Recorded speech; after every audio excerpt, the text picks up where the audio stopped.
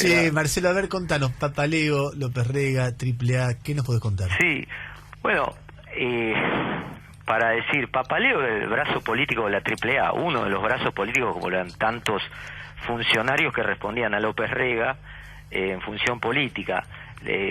¿Cómo surge la historia de Papaleo en la estatización de Canales? Para dar el contexto histórico, como mencionabas vos, la estatización de Canales se hace a mediados del 15 días después de la muerte de Perón, es decir, mediados de julio de 1974. Hasta ese entonces los canales tenían una tenencia precaria, es decir, se tenían que renovar las licencias. Canal 3 está en manos de Egoar Mestre, Canal 11 en manos de Héctor Ricardo García y Canal 9 en manos de Romay. Exactamente.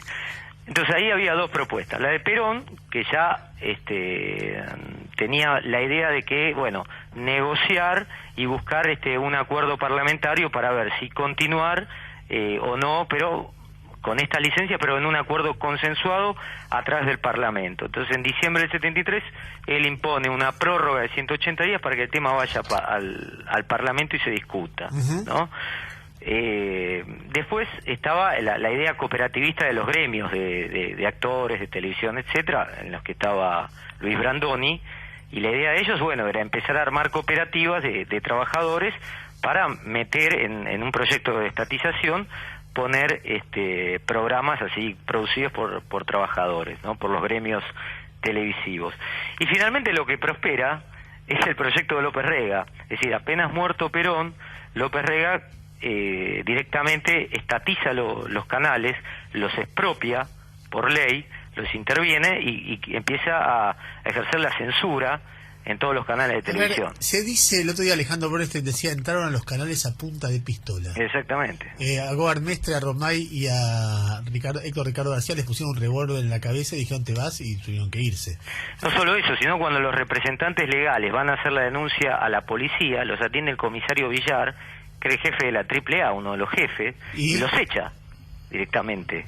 Es decir, no había manera de parar lo que en ese momento, para que se entienda, es el momento del auge de la AAA.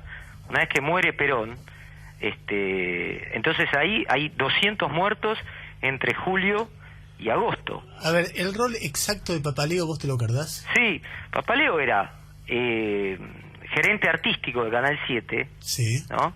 Donde levanta Buenas tardes, mucho gusto, no solamente el tema de Tato. Es decir, Buenas tardes, mucho gusto era un programa de televisión. Ana María Mulchny, era un magazine, sí, ¿no? Pero muy clásico. Sí, incluso acá también levantan el programa de Mirta Legrand, los almuerzos. Entonces Mirta Legrand va a hablar con Isabelita, toma un té con ella en Olivos, pero tampoco logra revertir que vuelva el programa, porque esta era una idea de censura y de control de López Rega muy fuerte. Para decirlo, en esa época levantan el Festival de Cosquín, acusado de ser el cancionero marxista. Qué bárbaro. ¿No? Estamos hablando de César Isela, Horacio Guaraní, etcétera. Y bueno, y la censura es letal y la persecución es letal, y Osvaldo Papaleo estaba inmerso como gerente artístico y luego como interventor de otros canales, y luego el secretario de prensa en este momento era, en medio del 74, era José María Villone, pero después cuando se va López Rega, él hereda el cargo de secretario de prensa, donde sí cierra la opinión de Jacobo Timerman en febrero del 76, en este caso Osvaldo Papaleo.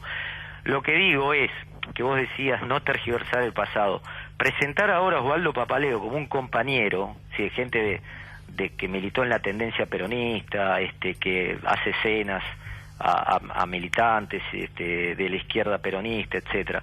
Presentar a Osvaldo Papaleo como un compañero es un esfuerzo inmenso, ¿no? Digo, dado los antecedentes en el lópezreísmo, ¿no?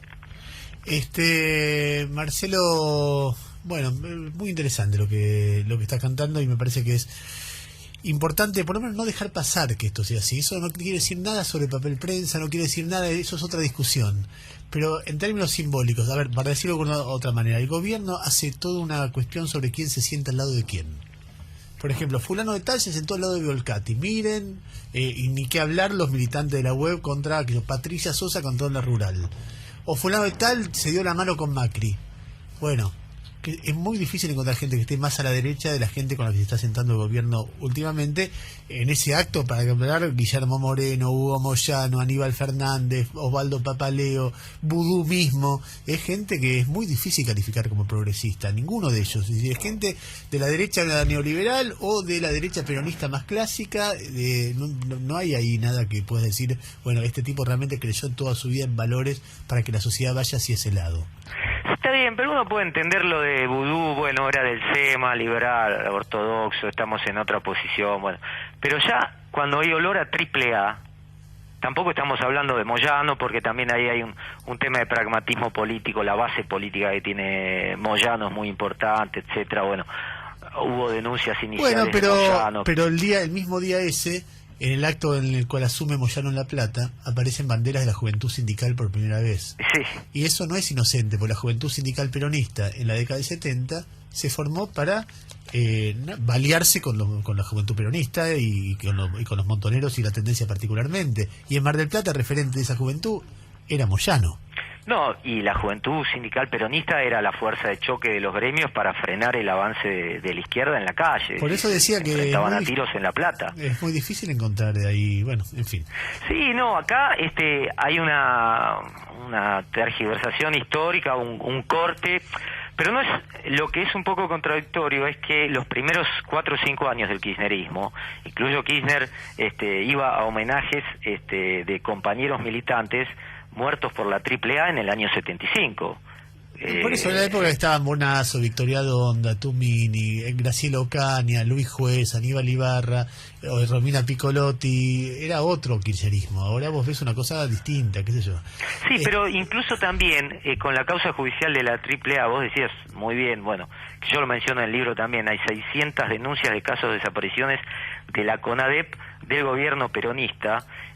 A inicios de la gestión de Kirchner había un avance judicial de Eduardo Luis Duhalde en el tema de la AAA. Todo eso se paralizó, ¿no? Todo la causa de la AAA, la investigación. Eso te iba a decir, Marcelo, ¿qué pasó con la causa de Ollarvide, con el no jodan con Perón? ¿Te acordás que hubo mucha reacción cuando pidió la captura de Isabel y todo ese lío? ¿Avanza esa causa o está parada? Bueno, se circunscribió otra vez como antes, ¿no? Se circunscribió a 3 custodios de López Rega que murieron. Claro. Y cuando tenían que avanzar sobre el armado político, la AAA es como banda armada, necesita tener un sostén político, si no, no existe una banda armada sin sostén político, ¿no? Y cuando tenían que avanzar sobre eso, vuelve a estancarse y a frenarse, ¿no? Es decir, obviamente la AAA tenía el aval político del Partido Justicialista de esos años, si no, no hubiese funcionado como tal. Marcelo, si podés rápido, contanos lo que pasó entre Papaleo y la opinión de Timerman. No, bueno, acá es un cruce ideológico raro de explicar, porque Papaleo acusa de golpista a la opinión de Timerman. Y la cierra. De golpista y de subversiva, las dos cosas al mismo tiempo. Yo me acuerdo haber leído el texto alguna vez del decreto de cierre. Y nada, la cierra, y después Timerman saca en reemplazo el diario La Tarde en apoyo al golpe de Estado. Ajá. Héctor Timerman, que era joven, en ese momento tenía 22 años.